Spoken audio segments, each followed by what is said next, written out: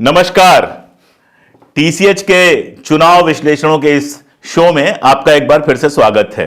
आज हमारे साथ भंवर मेघवंशी जी हैं राजस्थान चुनाव पर बात करने के लिए। और राजस्थान चुनाव बहुत रोचक स्थिति में चल रहे हैं। पहले आया कि वसुंधरा राजे को किनारे किया जा रहा है, फिर पहली लिस्ट आई, बगावत हुई और कहा गया कि नहीं, वसुंधरा राजे ही लीड कर रही हैं। अब यह हो रहा है कि Vasundhara Raje chief minister face होंगी। साथ साथ क्या हुआ कि वसुंधरा राजे का बयान आया कि भाई अब मैं रिटायर होना चाहती हूं, मेरा बेटा तैयार हो गया है।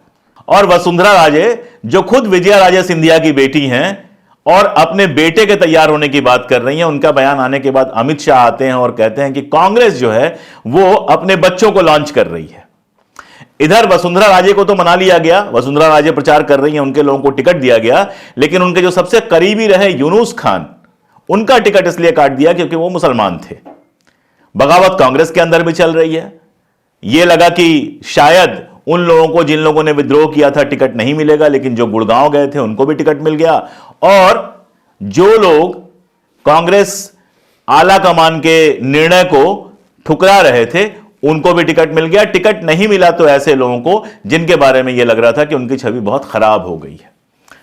इसके अलावा जितने भी सर्वे आ रहे हैं, चाहे वो कांग्रेस की सरकार बनवा रहे हो चाहे भाजपा की सरकार बनवा रहे हो, उसमें भारतीय आदिवासी पार्टी जो वहां पे बनी हुई है और जो वहां पर हनुमान बेनीवाल की पार्टी और चंद्रशेखर की पार्टी के बीच में समझौता हुआ है, इसका कोई असर ही नहीं ले रहा है। ऐसा लग रहा है कि ये जमीन पर है ही नहीं। जबकि जो पत्रकार जमीन पे जा रहे हैं और काम कर रहे हैं, उनका कहना है कि आदिवासी पार्टी भी अपनी जगह पर है और हनुमान बेनीवाल भी अच्छा खासा असर डालने वाले हैं। साथ में लगातार वहां पर धार्मिक मुद्दे भड़काने की बात हो रही है भाजपा की तरफ से, तो कांग्रेस की तरफ से अशोक गहलोत अपने काम को लेकर आगे आ रहे हैं, अपनी गारंटीज को लेकर आ रहे हैं। अब चुनाव होने ही वाला है, कल नामांकन की आखिरी तिथि है, कल तय हो जाएगा कि किसके कितने बागी मैदान में रहेंगे। उसके पहले हमने सोचा कि भंवर भाई से जरा पूछ लें, जरा जान लें कि राजस्थान की जमीनी हकीकत क्या है।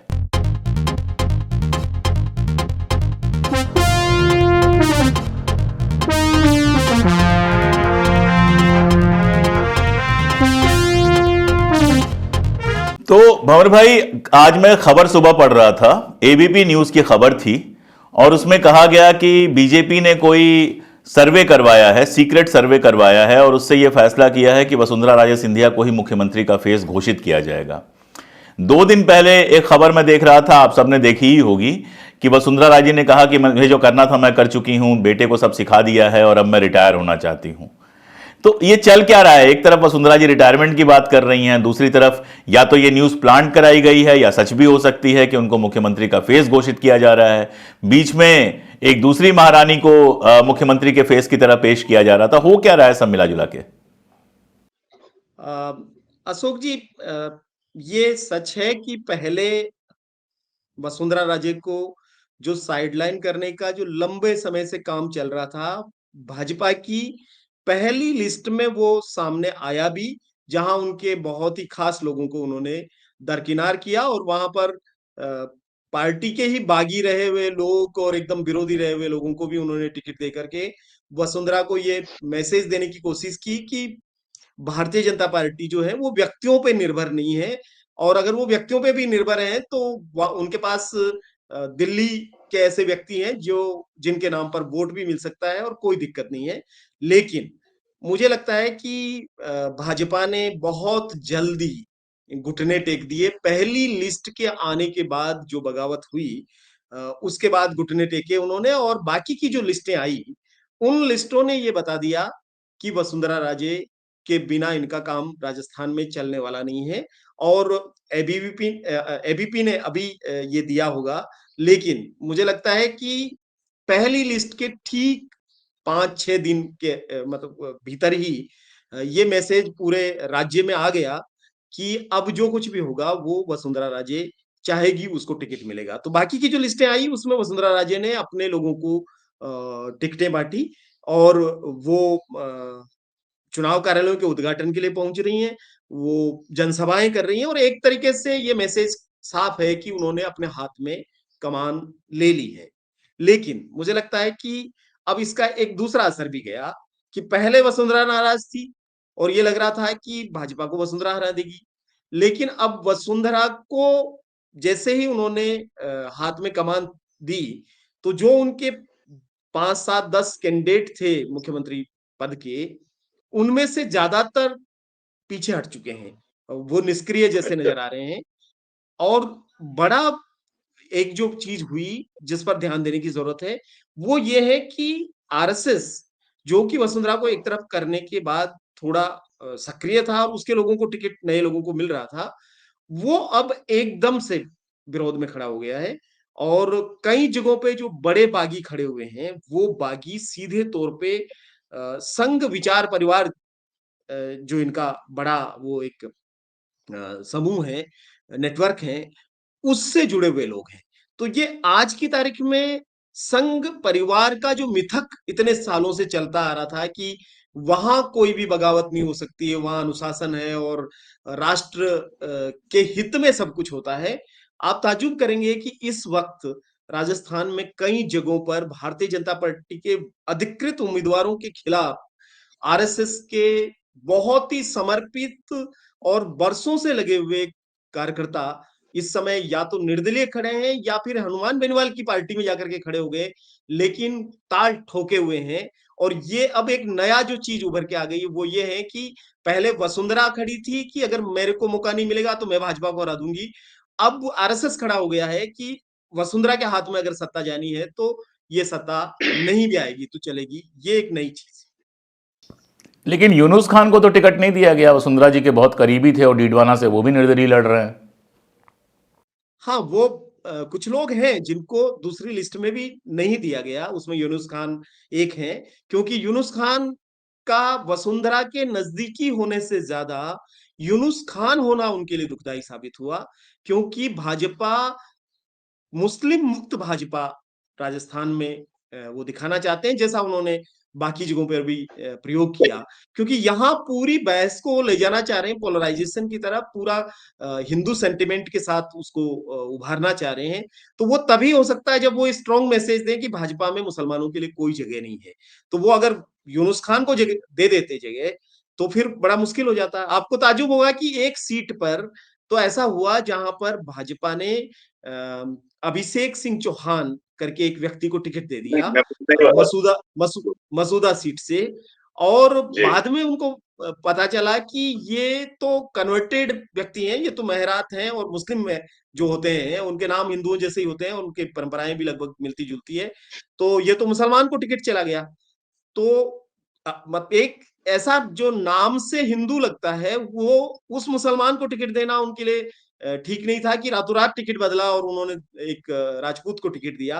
तो वो यूनुस खान को कैसे बर्दाश्त कर सकते थे। तो यूनुस खान के लिए वसुंधरा का खास होना उतना ज्यादा मारक नहीं साबित हुआ जितना उसका मुसलमान होना मारक साबित हुआ। और मुसलमान की बलि देना वसुंधरा जी को भी बहुत खला नहीं होगा, बाद में अगर जीत जाते हैं तो एडजस्ट हो जाएंगे, नहीं जीतते हैं तो कोई बात नहीं। उनके कार्यकाल में देखिए क्या होता है कि हर बार एक नया चेहरा साथ आता है और वो उनका खास बना रहता है। कभी राजेंद्र सिंह राठौड़ होते थे, कभी चंद्रराज सिंह भी होते थे, कभी कोई और होते थे, फिर यूनुस खान हुए। तो देखिए, राज में जो लोग होते हैं, राजा महाराजाओं को कोई फर्क नहीं पड़ता है कि कौन साथ है कौन नहीं है। वो तो आते जाते रहते हैं। तो यूनुस खान की बलि चढ़ जाए तो चढ़ जाए, उसमें क्या फर्क पड़ता है। और ये भी संभव है जो आप कह रहे हैं कि कल को सरकार आ जाए तो किसी भी बोर्ड निगम में या उसमें बिठा देंगे, कैबिनेट का दर्जा दे देंगे, कोई दिक्कत वाली बात नहीं है। या हो सकता है कि वो जीत के आ जाए उसी सीट से और भाजपा को जरूरत पड़ जाए निर्दलियों की, तो तब वो उनके काम। एक खबर आपके ही हवाले से हमने ट्विटर पे देखी थी, आपका बाकायदा वीडियो बयान भी आया था जिसमें गिरिराज सिंह नामक कोई हैं जिनको भाजपा ने शामिल किया है, और आप लोगों का कहना था कि वो दलित विरोधी हैं और उनको शामिल करने से भाजपा का दलित विरोधी चेहरा सामने आ गया है। क्या किस्सा है वो गिरिराज सिंह मलिंगा जी का? गिरिराज सिंह मलिंगा धौलपुर जिले की बाड़ी जो विधानसभा है, वहां से 3 बार के एमएलए हैं। कभी बसपा से चुन के आते थे, फिर कांग्रेस में शामिल हुए और अभी कांग्रेस के एमएलए थे वो। तो गिरिराज सिंह मलिंगा ने पौने 2 साल पहले एक बिजली विभाग के आईएएन हर्षाधिपति वाल्मीकि, जो कि अनुसूचित जाति समुदाय से हैं, उनको दफ्तर में घुस करके मारा, उन पर हमला किया, अपनी पूरी फौज दल बल के साथ गए और जाते ही उन पर कुर्सी उठा करके पटकी और उसके बाद उनके साथ गए हुए लोगों ने उनकी इतनी बेरहमी से पिटाई की कि वो व्यक्ति 22 जगह पर उसके शरीर में हड्डियां टूट गई और 585 दिन से वो व्यक्ति हॉस्पिटलाइज्ड हैं आज भी, अभी भी वो खड़े नहीं हो सकते हैं। तो एक ऐसा व्यक्ति जो इस मामले में दलित अत्याचार के मामले में गिरफ्तार हुआ और जिसने इतना बड़ा कांड किया, वो व्यक्ति कांग्रेस से फिर से टिकट लेने की कोशिश कर रहा था और हम लोग कांग्रेस के लोगों के साथ भी बराबर ये मांग उठा रहे थे कि आप अगर ऐसे व्यक्ति को टिकट देते हैं तो ये हमारे लिए बहुत ही शर्म की बात होगी और हम इसका खुल के विरोध करेंगे। हम न केवल इसका करेंगे बल्कि और भी जो इस तरह के लोग हैं उन सबका करेंगे, लेकिन एक व्यक्ति जिस पर सीधे आरोप है एफआईआर में, जिसका नाम है, जो उस मामले में गिरफ्तार हुआ और मुख्यमंत्री के कार्यालय मतलब मुख्यमंत्री के निवास से गिरफ्तार हुआ, वो वहां मिलने गया और वहां सरेंडर किया उसने। तो एक इतना हाई प्रोफाइल मामला है दलित एट्रोसिटी का, और ये व्यक्ति अगर फिर से टिकट पाता है तो आप क्या मैसेज दे रहे हैं दलितों को? तो कांग्रेस ने इस बात को माना और हमने इस बात के लिए कांग्रेस आलाकमान का धन्यवाद भी दिया कि उन्होंने इस व्यक्ति को टिकट नहीं दिया, और जब उस व्यक्ति को टिकट नहीं दिया तो उसको भाजपा ने न केवल भारतीय जनता पार्टी में शामिल किया, बल्कि शामिल करके एक दिन और दूसरे दिन टिकट दे दिया। और ये वही व्यक्ति है जिसके खिलाफ भाजपा के सारे नेता, राजेंद्र सिंह राठौड़ हो, चाहे उस समय के बीजेपी के अध्यक्ष सतीश पूनिया हो, ये सब लोग जाकर के हॉस्पिटल में हर्षाधिपति वाल्मीकि जो पीड़ित है उससे मिलने गए और मिलकर के सबने बाहर निकल करके किसी ने वीडियो बनाया, किसी ने ट्वीट किया और कहा कि राजस्थान में जंगल राज है और दलितों पर इतना सारा अत्याचार हो रहा है। तो जहां जिस अत्याचार के लिए राजस्थान को इन लोगों ने जंगल राज घोषित किया, उसी जंगल राज लाने वाले आरोपी को भारतीय जनता पार्टी ने शामिल किया अपने में और उसको टिकट दिया। तो इसलिए हमने खुल करके इस बात को कहा कि उन्होंने ये साबित कर दिया। हम सारी पॉलिटिकल पार्टी से कह रहे थे, कांग्रेस से कह रहे थे कि इसको टिकट नहीं मिलना चाहिए और भाजपा और सब लोगों से मांग कर रहे थे कि इसको अपनी पार्टी में शामिल नहीं करें और टिकट नहीं दें। लेकिन जो भारतीय जनता पार्टी पूरे राजस्थान में हल्ला मचाए हुए हैं कि दलित अत्याचार पे नंबर 1 पे आ गई है और जगह जगह बैनर पोस्टर से पाट दिया पूरे राजस्थान को कि दलितों पर अत्याचार नहीं सहेगा राजस्थान, भाजपा है समाधान। तो उस भाजपा ने ये साबित कर दिया है कि भारतीय जनता पार्टी दलितों पर अत्याचार करने वाले लोगों को इनाम देती है, पुरस्कृत करती है और अपनी जगह अपने यहाँ पे वो दलित अत्याचारियों के लिए सबसे सुरक्षित पनाहगाह उन्होंने बना रखी है। मलिंगा के मामले ने ये साबित कर दिया है कि भाजपा जो है वो कथनी करनी और हर तरीके से दलित विरोधी है और इसलिए हम उसका विरोध कर रहे हैं। कांग्रेस के क्या हाल हैं? थोड़ा कांग्रेस की तरफ चलते हैं, क्योंकि जो सर्वे आया, एबीपी न्यूज का सर्वे मैं देख पाया हूं अभी, बाकी सर्वे तो मुझे दिखे नहीं है या आए नहीं है अभी। तो एबीपी न्यूज के सर्वे में तो भारतीय जनता पार्टी की सरकार बनती हुई दिख रही है।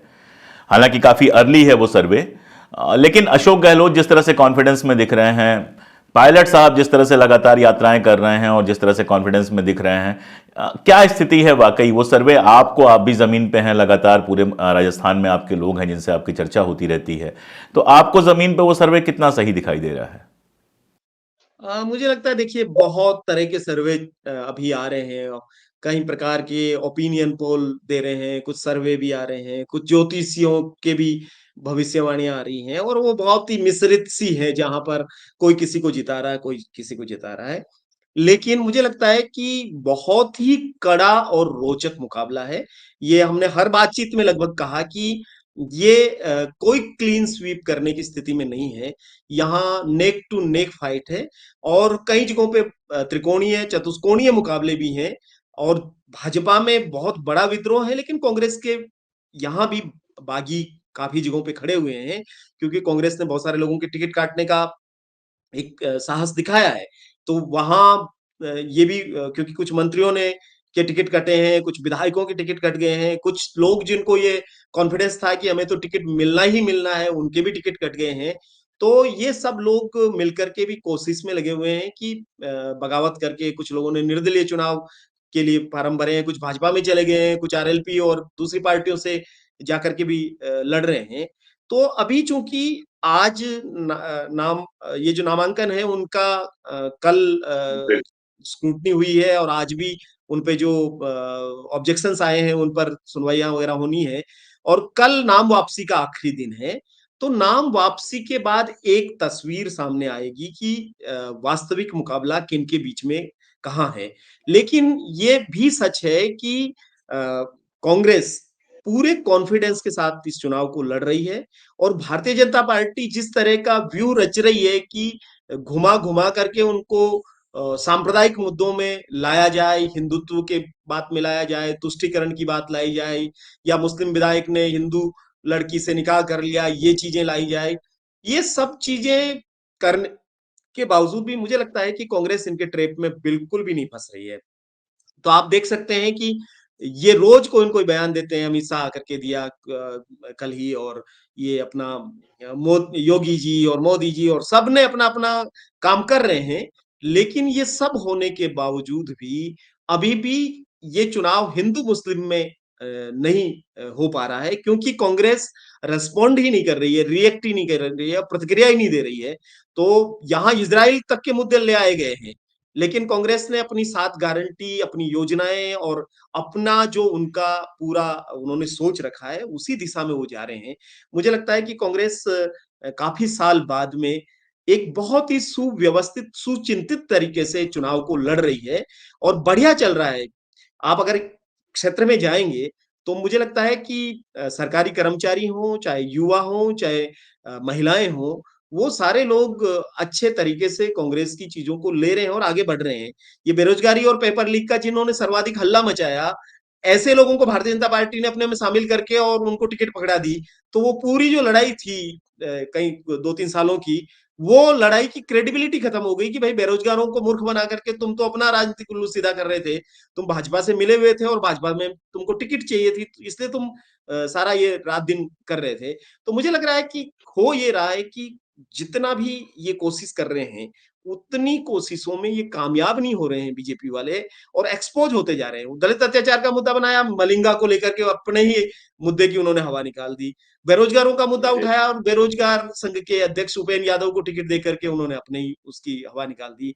और ये हिंदू मुस्लिम कर रहे हैं और कांग्रेस उनको बिल्कुल ध्यान ही नहीं दे रही है। इतना उपेक्षित कर रही है कि ये बेचारे बोलते हैं और फिर सोचते हैं कि अरे! इस पे तो कुछ हो नहीं रहा है। और लोग जवाब दे रहे हैं। सबसे महत्वपूर्ण बात है कि इनके हिंदू मुसलमान और ये जो ध्रुवीकरण के मामले हैं, इस पर लोग जम करके लोग ही जवाब दे रहे हैं। युवा इनको जवाब दे रहे हैं, महिलाएँ इनको जवाब दे रही है। मुझे लगता है कि अच्छी बात ये है कि राजस्थान का चुनाव जो है इस समय तक अ, कोशिश की कर रहे हैं ये कि पटरी से उतरे मुद्दे, लेकिन ये मुद्दों पर लड़ा जा रहा है और वेलफेयर स्टेट के जो काम हैं, उस पर केंद्रित किया जा रहा है और मुझे लगता है कि अगर ये ऐसे ही रहा, तो कांग्रेस इन तमाम सर्वे को झुठलाएगी और रिपीट करेगी। ये थोड़ा सा व्यापक स्तर पे देखते हैं, ऐसा लगता है भाई कि कर्नाटक चुनाव से कांग्रेस ने ये लेसन सीखा है कि हमको फंसना ही नहीं है। वो पर्सपेक्टिव जो लेके आते हैं, वो जो अपना बनाने की कोशिश करते हैं, उसमें फंसना ही नहीं है। आप देखिए कर्नाटक चुनाव में बजरंग बली भी आ गए और क्या क्या आ गया। तब तक तो इजराइल नहीं था, वरना इजराइल भी आ गया होता। लेकिन कांग्रेस जो है वो बस एक जो आपने कहा वेलफेयर स्टेट के मुद्दों पर ही टिकी रही कि हम ये गारंटी देते हैं, हम ये गारंटी देते हैं, हम ये गारंटी देते हैं। अभी आप देखिए मध्य प्रदेश में भी यही सारी कोशिशें चल रही हैं। मध्य प्रदेश को चूंकि मैं थोड़ा ज़्यादा करीब से जानता हूं, तो ये सारी कोशिशें चल रही हैं। लेकिन कमलनाथ हो, दिग्विजय सिंह हो, चाहे प्रियंका जी जाती हैं, राहुल जी जाते हैं या खड़गे जी जाते हैं, बातें सिर्फ और सिर्फ जो है गारंटीज की हो रही हैं, कांग्रेस की योजनाओं की हो रही हैं और बाकी सारी चीज़ों की। छत्तीसगढ़ में जो उनकी सरकार ने किया है नहीं किया है वो बताने की कोशिश हो रही है। मिजोरम के बारे में तो हमें कुछ खास पता है नहीं। तो आपको ऐसा लग रहा है कि कांग्रेस ने अपना सबक सीख लिया है कि इनके खेल में नहीं पड़ना है, और बीच में राहुल गांधी चुपचाप जो है वो केदारनाथ चले जाते हैं तो उसके भी विजुअल्स आ जाते हैं, वो अपना पूरा मनका पहने हुए और लोगों को खाना खिलाते हुए, हलवा परोसते हुए, पूड़ी परोसते हुए और सारा कुछ करते हुए। तो आपको क्या लग रहा है कि कांग्रेस ने क्या ये जो उनका एक सॉफ्ट हिंदुइज्म है, मैं उसको सॉफ्ट हिंदुत्व नहीं कहता हूं, क्योंकि हिंदुत्व आपसे बेहतर कोई नहीं समझ सकता कि हिंदुत्व जो है उसका सॉफ्ट हो ही नहीं सकता। हिंदुत्व सॉफ्ट होगा तो अटल बिहारी वाजपेयी बन सकता है, इसके आगे नहीं जा सकता वो।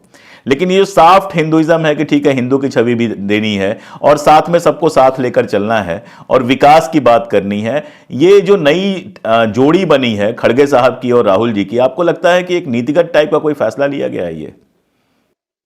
मुझे लगता है कि कांग्रेस के भीतर कुछ जो नीतिगत परिवर्तन आए हैं और इसको आप उदयपुर के उनके अधिवेशन से शुरुआत देख सकते हैं और उसके बाद में भारत जोड़ो यात्रा वो माइलस्टोन है जहां पर उदयपुर के निर्णयों का या प्रस्तावों का एक तरीके से इम्प्लीमेंटेशन और जनता के बीच में उन्होंने टेस्ट करके देखा कि क्या उसके नतीजे हो सकते हैं और फिर रायपुर अधिवेशन में जो उन्होंने चीजें की उसके बाद से मुझे लगता है कि कांग्रेस इस नतीजे पे पहुंच गई कि पहला तो भाजपा के बनाए हुए खेल का हिस्सा नहीं बनना है और वो रोज कोई चीज उछालेंगे उसका जवाब हमें नहीं देना है हमें अपनी बात कहनी है और उनके नैरेटिव में नहीं फंसना या काउंटर नैरेटिव भी बनाना है तो वो उसकी प्रतिक्रिया नहीं लगे बल्कि वो लगे कि ये कांग्रेस का अपना सेपरेट ये चीजें हैं तो मुझे लगता है कि जब यहाँ पर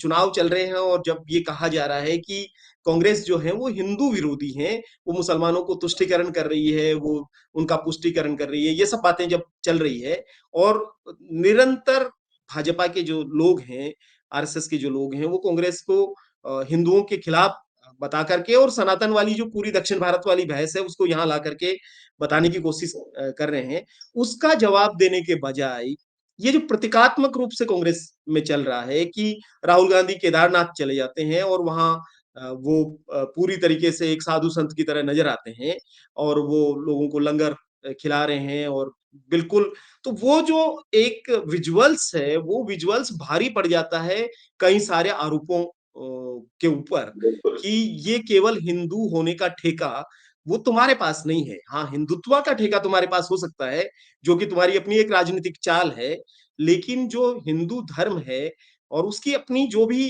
धाराएं हैं वो चाहे ब्राह्मण की धारा है श्रमण की धारा है या और भी धाराएं हैं वो सब धाराओं पे तुम्हारा कब्जा नहीं है बल्कि ये सब इस देश की अपनी धाराएं हैं और उस पर सबका अपना एक अधिकार है मुझे लगता है कि इसको सॉफ्ट हिंदुत्व कहने के बजाय वो हमारे भारतीयता के जो पारंपरिक स्थापित मूल्य हैं उन मूल्यों को पुनः एक तरीके से रिकॉग्नाइज करने का जो काम जिस स्मूथ तरीके या भंवर भाई, लिबरल हिंदू आइडेंटिटी जिसको हम लोग कहते हैं, लिबरल हिंदू आइडेंटिटी, उदार हिंदू पहचान जिसको हम कहते हैं, कि जो आप अपने धर्म को मानते भी हो लेकिन किसी धर्म से नफरत या फिर जाति प्रथा का विरोध, ये सबसे आप रुकते भी नहीं हो।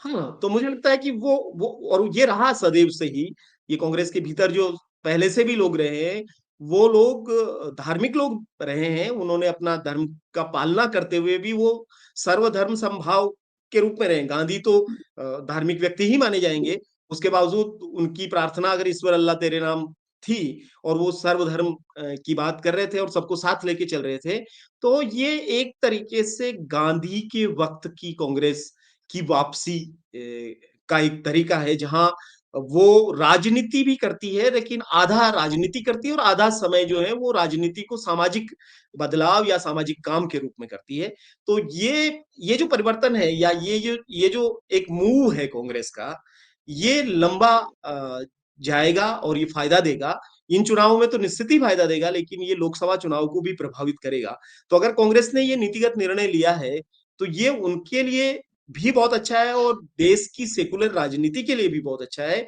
क्योंकि धर्म के खिलाफ लड़ करके आप कुछ पाने वाले नहीं है और ये ही एक ताकत इनकी बन जाती है जहां ये कहते हैं कि देखो ये हिंदू धर्म के खिलाफ लड़ रहे हैं जबकि बात तो वो नहीं है बात तो राजनीतिक हिंदुत्व के खिलाफ लड़ाई की है लेकिन ये इतनी महीन रेखा है जो आपने कहा हिंदुइज्म और हिंदुत्व की के बीच का जो इतना सूक्ष्म फासला है कि उसको समझ पाना आम लोगों के लिए बस की बात नहीं है इसलिए जो बड़ी आबादी है उसको ये प्रतीकों के रूप में जो एक तरीके से चीजें जा रही है ये ज्यादा ग्राह्य है और ज्यादा लोग स्वीकार कर रहे हैं कि ये ठीक दिशा में जा रहा है तो मुझे लगता है कि राहुल गांधी की ये जो चीजें हैं ये काफी काम करेंगी और ये जो पूरी भाषा भी है और ये कॉम्बिनेशन बहुत सुंदर है मुझे लगता है कि खड़गे और राहुल जी का और प्रियंका और इन सब लोगों का जिस तरीके से बोल रहे हैं और जो एक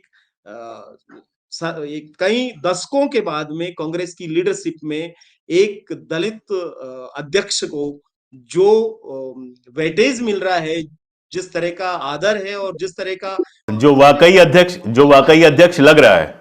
भंवर भाई, जो वाकई अध्यक्ष लग रहा है, ऐसा नहीं है कि केवल आप कह दीजिए कि नहीं वो किसी और की सुन रहे हैं, पूरी जो बॉडी लैंग्वेज है वो अध्यक्ष की लैंग्वेज है। हाँ, यस यस। और वो लोगों ने जो कोशिश करी ना कि नहीं नहीं ये तो 10 जनपद ने अपना खड़ाऊ रख दिए हैं और वो उनके वो कहेंगे जो करेंगे, ये केवल नाम मात्र के होंगे।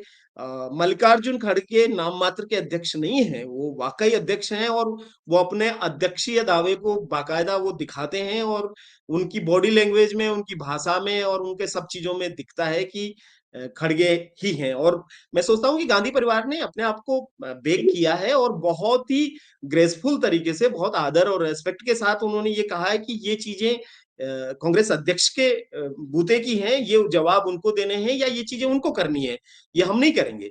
तो मुझे लगता है कि ये कोई भी क्यों अपनी राज सत्ता को या ताकत को डिसेंट्रलाइज करेगा या किसी और को देगा, लेकिन ये करके गांधी परिवार ने दिखाया और इसको लोग देख रहे हैं। और मुझे लगता है कि दलित बहुजन समुदाय में भी धीरे धीरे गंभीरता से इस चीज को लिया जा रहा है कि हम क्यों नहीं खड़गे को अपने पूरे देश के नेता के रूप में देख सकते हैं। तो मुझे लगता है ये भविष्य में ये बहस और तेज होगी और ये फायदा देगी सब। आप परिवार पर आए तो हमारे सहयोगी अभी एक बयान लेकर आए हैं, 3 घंटे पहले ये एक न्यूज वेबसाइट ने अपडेट किया है। अमित शाह जी आपके यहाँ गए हुए हैं और अमित शाह जी ने कहा कि कांग्रेस के नेता अपने बेटा और बेटी को राजनीति में लॉन्च करते हैं और पीएम मोदी चंद्रयान को लॉन्च करते हैं। तो राजस्थान जैसे प्रदेश में जहां वसुंधरा राजे सिंधिया जी अपने पुत्र के बारे में सार्वजनिक रूप से कहती हैं कि उसको सब सिखा दिया है, इसलिए मैं रिटायर हो सकती हूं, और मुझसे बेहतर आप जानते हैं कि वहां परिवारवाद पार्टी के अंदर किस लेवल तक गया है, वहां ये बात कितना असर करने वाली है? मुझे लगता है कि देखिए ये वंशवाद की बात अभी कोई गंभीरता से नहीं लेता और अमित शाह कहे तो कौन गंभीरता से लेगा, जो अपने ही बेटे को लॉन्च कर चुके हैं। उन्होंने उन्होंने जय शाह को जो लॉन्च किया, वो नहीं बता रहे हैं कि वो चंद्र को कौन सा यान था जो वो तो मुझे लगता है कि फुस हो जाने वाला कारतूस चला रहे हैं। और वसुंधरा जी ने तो अभी अभी स्वीकारा मंच से कि भाई अब मुझे संतुष्टि है कि मेरा बेटा इस लायक हो गया है। तो कितने साल बाद आपका बेटा लायक हुआ है कि आप अब रिटायरमेंट के बारे में सोच सकती हैं। तो ये भाजपा के लोगों को सोचना चाहिए कि आप निरंतर राहुल गांधी जैसे व्यक्ति को आप पप्पू कहते रहे, उसको गाली देते रहे, उसकी क्षमताओं पे प्रश्न चिन्ह लगाते रहे, लेकिन ये इनके पार्टी के अंदर जो वंशवाद है और इनके जो बेटे बेटी हैं, इनकी क्षमताओं को अगर आप अलग से आकलन करेंगे तो आपको पता चलेगा कि पप्पुओं की बहार आई पड़ी है इस तरफ। एक्चुअल जो है ये इधर है, लेकिन ये बार बार इसको छुपाने के लिए उधर सवाल उठा रहे हैं। मुझे लगता है कि ये मजाक के रूप में लेंगे राजस्थान के लोग। अमित शाह को कोई इस बात के लिए गंभीरता से नहीं लेने जा रहा है। और कांग्रेस पार्टी ने एक तरीके से पार्टी और परिवार के बीच में फर्क साफ दिख रहा है, जहां सोनिया जी ने अपने बेटे और बेटियों को एक तरीके से कई कदम पीछे हट गए हैं वो, और वो सब लोग आज की तारीख में खड़गे जी के नेतृत्व में काम कर रहे हैं।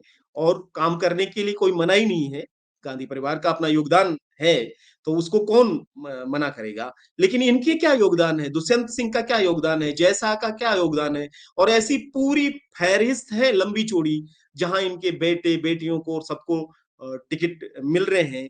तो ये कहना कि वंशवाद केवल एक तरफ है, ऐसा बिल्कुल भी नहीं है।